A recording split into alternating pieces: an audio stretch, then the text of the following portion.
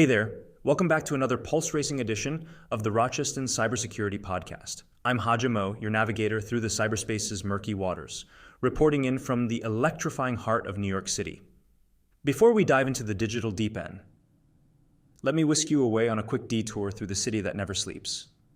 Just yesterday, amidst a typical bustling NYC day, I found myself in the quaint and historic streets of Gramercy Park. Amidst all the technology and digital buzz that fills our lives, it's places like these where the pace slows down just a notch that remind me of the importance of stepping back. It's kind of like cybersecurity in a way.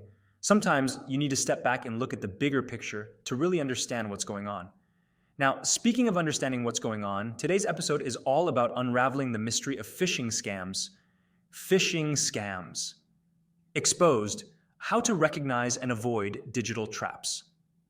Phishing, it's a crafty one, much like those street magicians you find in Times Square, pulling one trick after the another. Except instead of awe, phishing leaves devastation in its wake. It's the art of deception, digital illusionists preying on trust to pilfer personal information. Picture this. You receive an email from what appears to be your bank. It looks legit, logo, font, even the language they use. It claims there's been suspicious activity on your account and prompts you to click a link. Now hold that thought. This is where the trap is laid, my friends. It's like taking a wrong turn in Central Park late at night. Everything looks familiar, yet something's off. One of the first things to look out for is the sense of urgency these emails impose. Real institutions seldom rush you into actions that compromise your security. It's a tactic as old as the con artists in Union Square, pushing for a decision before you've had a chance to think. Now, let me share a story about a friend. Let's call her Ella. Ella, a true New Yorker, savvy and street smart, yet she fell for a phishing scam that masqueraded as a utility bill email. The scammers were cunning, playing on the everyday, much like how the city's hustlers play their games. The lesson here? Even the astutest can fall prey. But how do you spot a phishing attempt? Much like identifying a good New York pizza from a not-so-authentic one, it's in the details. Check the email address, not just the display name.